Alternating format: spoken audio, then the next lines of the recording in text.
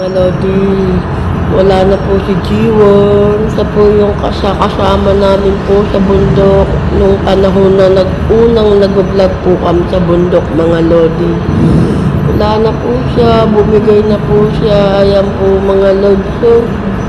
Ayan po, kawawa naman po si baby Jiwon namin. Ayan po yung kasama ko, dalawang aso po yan, si Yumbin at saka si Jiwon, mga Lodi.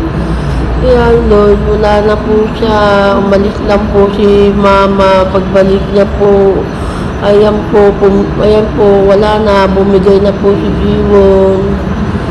Ayan po, hindi na namin po makakasama sa vlog namin yan sa bundok. Ayan po, Lord. Wala na po talaga siya. Mapakabait ang asong yan, Lord. Yung tatay ng mga Lodi, medyo matapang, pero ito mabait po siya, Lord. At lagi nakabuntot yan sa akin, Lord. Pag nasa bundok ako, Lord, hindi ako iniiwan yan. Yan, nakabuntot talaga sa akin yan. May mga vlog ako yan na naliligo sa ilog. Sinasamahan niya akong maglakad sa bundok. Nakakamiss ka, Jiwon. Jiwon namin.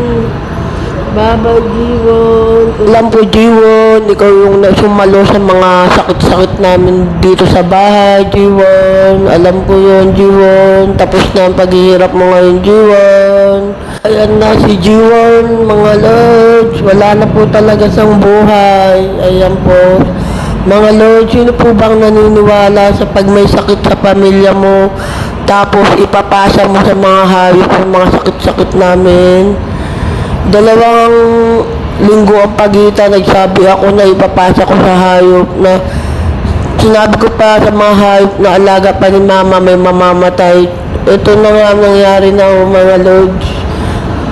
Hindi ko alam kung sinong naniniwala sa mga ganyan, Lord, na ipapasa yung mga sakit-sakit natin sa mga alaga natin, mga hayop. Sila yung magsasacrifice, mga Lord. Kaya Jiwon, sorry Jiwon namin. Wala na akong makakasama doon sa bundok, Lodi. Ito po yung pinaka mabait at sweet na aso, si Jiwon.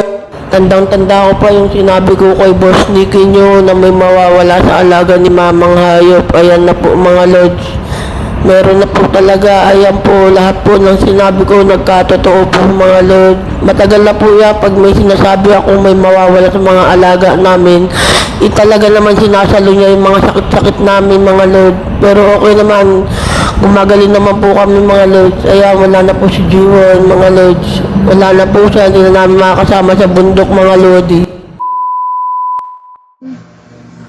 Jiwon, umalis lang si Mami eh.